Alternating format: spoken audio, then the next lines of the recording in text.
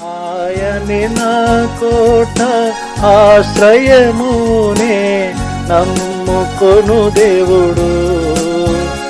ఆయనే నా కోట ఆశ్రయమునే నమ్ముకొను దేవుడు.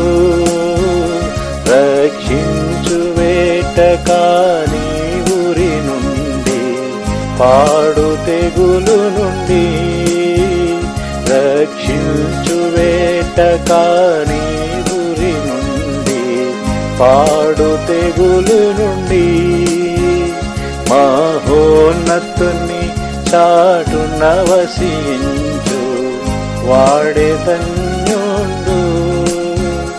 సర్వశక్తుని నీడను విశ్రమించు వాడే ధన్యుండు.